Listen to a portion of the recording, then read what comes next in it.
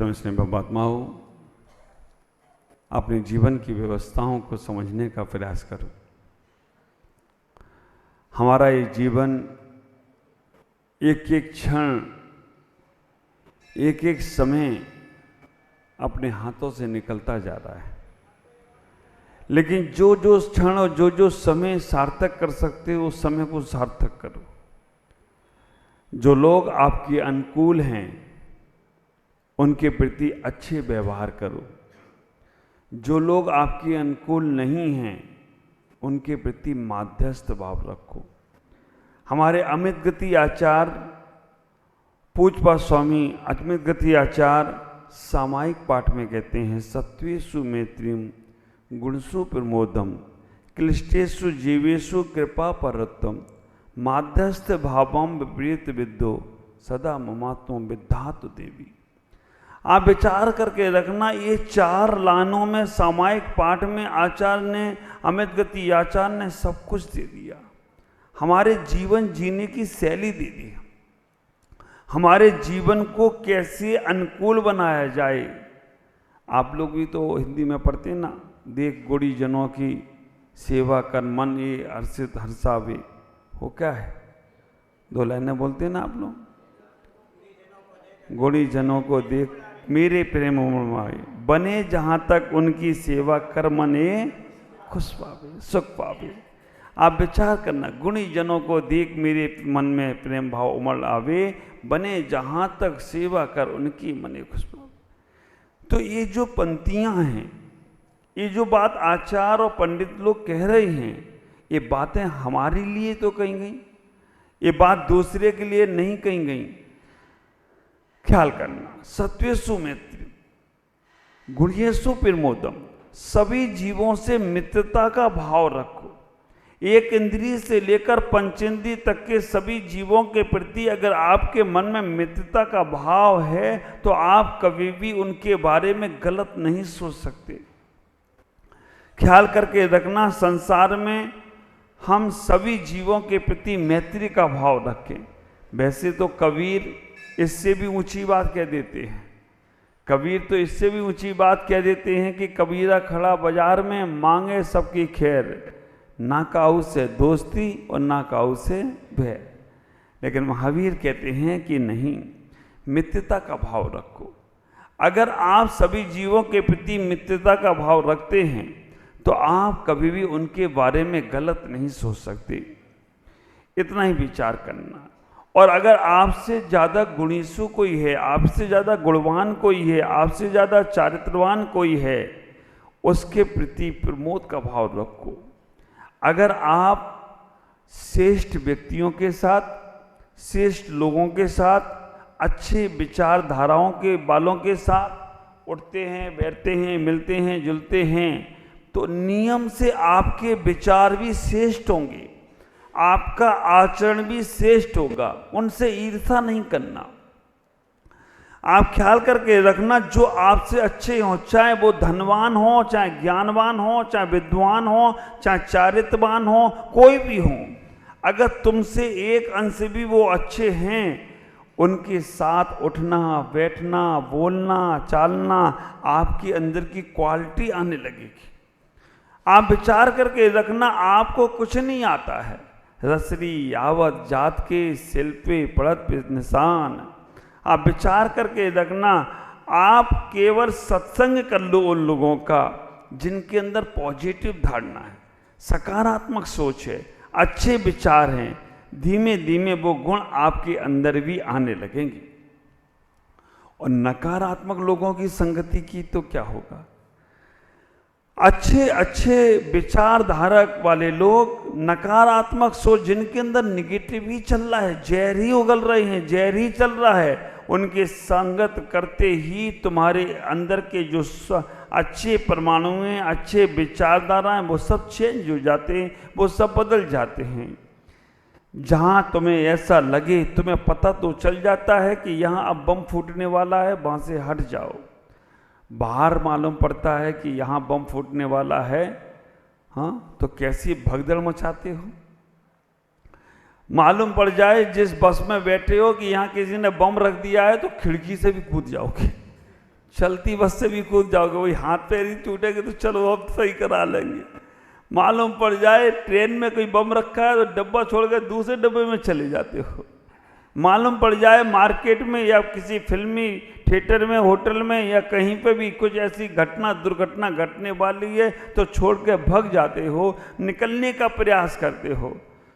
और जब कोई निंदा का बम फोड़ने आता है तो थोड़े पास आके बताओ ना, दूर से सुनाई नहीं दे रहा, कचरा इतने पास से कान में डलवा रहे हो। आप विचार करके रखना, कोई चुगली का बम फोड़ने आए तो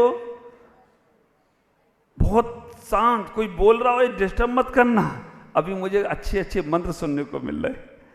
और आप विचार करके रखना, भगवान के कान में मंत्र सुनाया गया, भगवान प्रतिष्ठित, अब उनकी पूजा पाठ से तुम्हें पुण्य मिलना शुरू, और तुम्हारे कान में मंत्र सुनाया गया, तुम प्रतिष्ठित।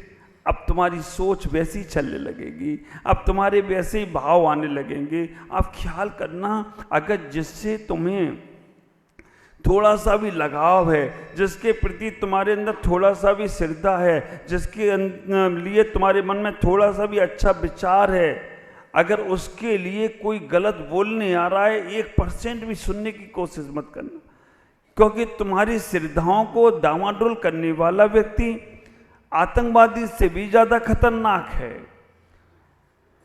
मुगल राजाओं ने हमारे मंदिरों को तोड़ा, हिंदुओं और राजाओं ने हमारे मंदिरों पे कब्जा किया, लेकिन फिर भी हम जीतते रहे। आप विचार करके रखना, जिन्होंने मंदिरों को तोड़ा, जिन्होंने हमारे मंदिरों पे कब्जा किया, फिर भी हम जीतते रहे और अभी भी जीत रहे हैं और आगे भी जीतते रहेंगे। ये लौकिक व्यवहारिक है। तो जिसके भाव अच्छे हैं, जिसके परिणाम अच्छे हैं, उससे जाके बात कर लो। तुम्हें यहीं बैठकर सिद्धालय की अनुभूति हो जाए तो कोई आश्चर्य की बात नहीं। आप प्रैक्टिकल करके देखो, ये जीवन में कोई सिद्धांत नहीं है कि आप मंदिर में पूजा पाठ करें तो ही तुम्हारा जीवन बदलेगा। आपका जीवन उनके सानिध्य में भी जाकर बदल सकता है, जिनके विचार अच्छे हैं, जिनकी सोच अच्छी है, जिनके आचरण अच्छे हैं। आप ख्याल करके रखना, हमारे यहाँ आचार्यों ने कहा है कि बहुत से साधु बोलते नहीं है, तो वो क्या धर्म का उपदेश नहीं दे रहे हैं? दे रहे हैं। उनका उठना, उनका बैठना, उनका बोलना, उनका चालना, उनका मुद्रा ही तुम्हें धर्म का उपदेश दे रही है। साधु ध्यान में भी बैठे हैं तो वो भी तुम्हें उपदेश दे रहे हैं। साधु चल रहे हैं, कैसे चल रहे हैं? अब हम ऊपर शुद्धि करने जाते, ये महेंद्र भाई हमारी शुद्धि में चले जाते कमंडल लेके, और शुद्धि करके इतने हाथ धुए, इतने पैर धुए और इतना चेहरा धुआ और चले जाए। तो एक दिन बोले, देखो महाराज को, बच्चों को बोल रहे थे, महाराज इतना ही हाथ पैर साफ किए और ऐसे चमक रहे हैं, हम लोग साबुन लगा के नहीं चमक पाते हैं। महाराज जी की इतनी सी चर्या ही महाराज जी को लाभान्वित कर रही। क्यों? आप विचार करके रखना, साधु का उपदेश ही महत्वपूर्ण नहीं है। साधु के साथ उठो, बैठो, चर्चा करो, तब वो चर्या भी आप साधु पुस्तक दिख रहे हैं, उठा रहे हैं, रख रहे हैं, कैसे पीछे लगा रहे हैं। साधु शुद्धि करने जा रहे, कैसे गए हैं? साधु आहार कर रहे हैं, कैसे कर रहे हैं? इनके सबसे ज्ञान लेने का प्रयास करो। जब तुम इस प्रकार से ज्ञान लेते हो तो आपका जीवन बिना बोले ही अच्छे से अच्छा होना प्रारंभ हो जाता है। ख्याल करना, सत्यसु मैत्रीम गुणसु प्रमोदम क्लिष्टेषु गुणेषु प्रमोदम का मतलब है, जब तुमसे गुणीजन मिले तो प्रमोद, खुशी। महावीर अष्टक में आप लोग पढ़ते हो, एक मेढक भगवान महावीर के समोसन में गया। कैसे गया? इधर चा भावे ना, है ना, क्या है पूरा? इधर चा भावे ना प्रमुदित मना। कौन सा मन? प्रमुदित मना, खुशी होकर गया, उदास होकर नहीं गया। ये हमारे मंदिर उदास होने के लिए नहीं बनाए गए, आनंद से भरकर जीने के लिए बनाए गए। इतना उल्लास, इतना अंदर ही अंदर से ऐसा महसूस होना चाहिए कि मुझे सब मिल गया।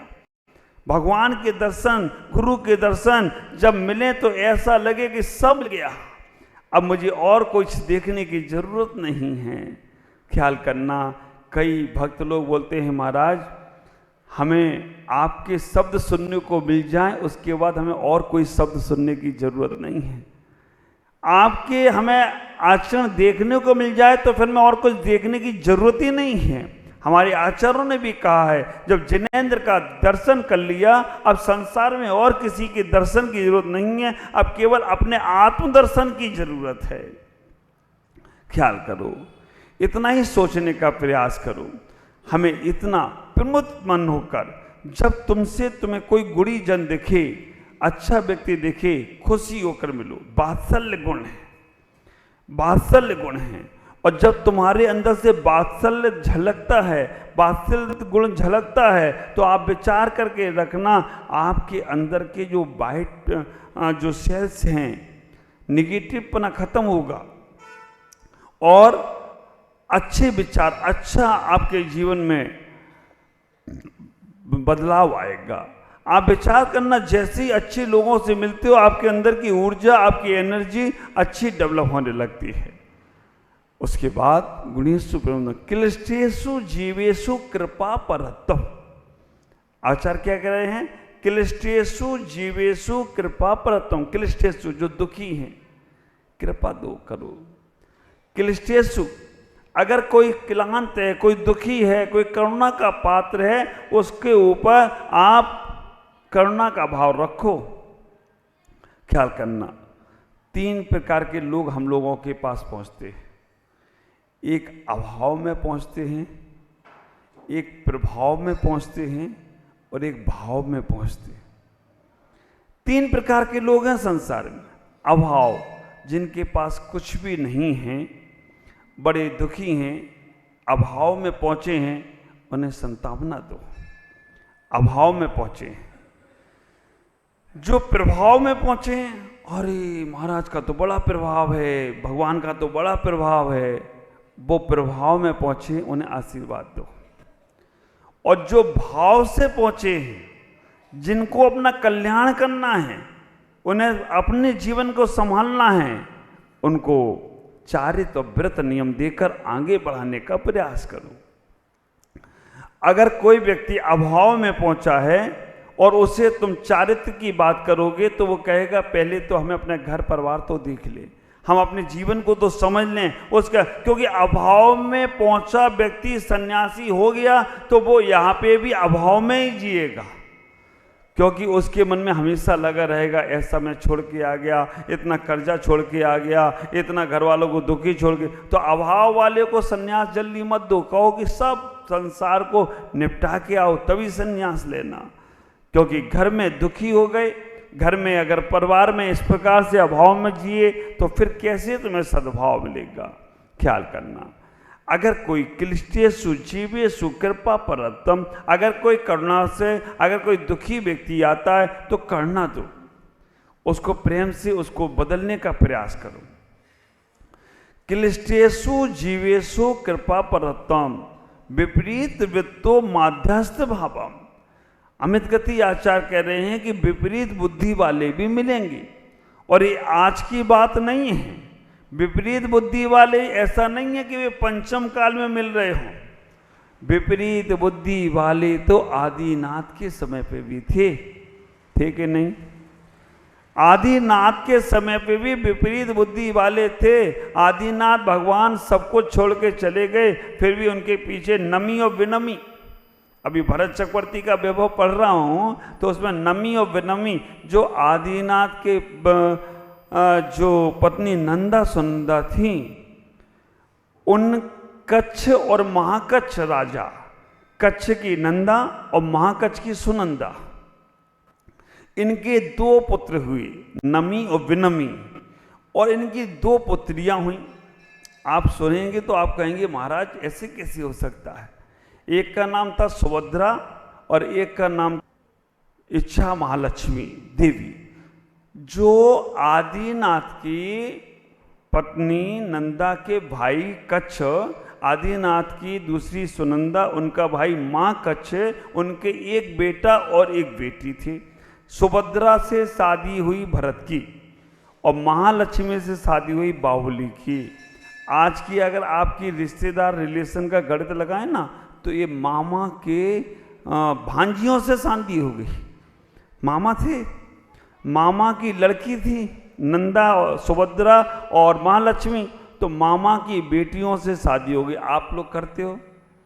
मामा की बेटी तो छोड़ो, मामा का गोत्र भी मिलाते हैं आप तो, है ना। ये मामा का गोत्र, ये माँ का गोत्र, और मालूम पड़ा तो मिलाते रहो गोत्र, वो चला गया दूसरी जगह शादी कराया, तब तक तुम्हारे गोत्र ही मिलते रह रहे। अरे बाबा चैन देख लो और कर लो तो अच्छी बात है, नहीं तो गोत्र मिलाते रहोगे बाद में कुछ नहीं बचने वाला है। अभी तो आगे आने वाला समय तो ऐसा होगा, अभी तो हम केवल जैन की बात कर रहे हैं कि जैन जैन देख लो और शादी कर लो। आगे आने वाले समय में आपको देखना पड़ेगा, पर दो ही समाज रहेंगी, एक शाकाहार समाज और एक मांसाहार। शाकाहारी की शादी शाकाहार में और मांसाहारी की शादी मांसाहार में। आगे आने वाला समय ऐसा, अभी पहले बहुत सब कुछ था, तो आप विचार करना समय पूरा होने जा रहा है। कच्छ और महाकच्छ तो उनके नमी और विनमी जो थे, उन्होंने भी कहा कि हमें तो कुछ दिया ही नहीं, आदिनाथ चले गए। आप ख्याल करना, झंझट झगड़े पहले से होते आ रहे हैं। भरत और बाहुबली को उठाकर देखो, सब कुछ था, भरत के पास भी कोई कमी नहीं और बाहुबली के पास भी कोई कमी नहीं। चक्र किस पे चलाया भरत ने? सबको मालूम है, भाई भाई, सगे भाई भाई दोनों, और चक्र चलाया तो चक्र चला ही नहीं, क्योंकि परिवार पे चक्र चलता नहीं। ये तो यहाँ सरकारों को मालूम नहीं, नहीं तो परिवार के केस लेना बंद कर देना चाहिए। परिवार का कोई व्यक्ति आए तो कहो तुम अपने आप निपटो। अभी तो भाई भाई पे ही केस कर देता, माँ बाप पे केस कर देता। बाप रे, गड़बड़ मामला है, कैसे काम चलेगा? तो हमें इतना ही विचार करना है, ये झगड़े तो शुरू से चलते आए और निपटते भी रहेंगे। चाहे रामायण का दृश्य हो, चाहे महाभारत का दृश्य हो, चाहे आदिनाथ का दृश्य हो, कहीं का भी उदाहरण लेंगे तो लेकिन हम इतना ही सोचें कि जो लोग विपरीत बुद्धि वाले हैं उनसे माध्यस्थ भाव बनाओ, उनके प्रति ज़्यादा मन में संकलित परिणाम मत लाओ, नादान है। अब विचार करना, अगर उसने सही बात कही है तो बुरा क्या मानना, उसे सुधार लो। अगर उसने गलत बात कही है तो बुरा क्या मानना, गलत बात की तो वो जाने, जिसको कर नहीं उसको डर नहीं। और अगर वो तुम्हें नीचा दिखाना चाह रहा है, अगर वो तुम्हें गलत करना चाहता है, तो सोचना वो कुछ नहीं कर रहा है, तुमने ही कुछ कर्म किए होंगे ऐसे, वो तो कर्जा उतारने आया है। तीनों में मस्त। आप विचार करके रखना, अगर कोई गलत तुमने किया और कोई बोल रहा है तो तुम उसे सुधार लो ना, वो तो तुम्हारा बिन पैसे का नौकर आया है। हाँ, निंदक न्यारे राखिए, आंगन कुटी छवाए, बिन साबुन और बिन पानी कपड़ा साफ हो जाए। यहाँ कर्म साफ हो जाएंगे। अगर कोई गलती की और नहीं की है तो फिर तुम क्यों उससे उलझ रहे हो? मत उलझो, शांति से निकल जाओ। आज इतना ही। ओम नमः जगत।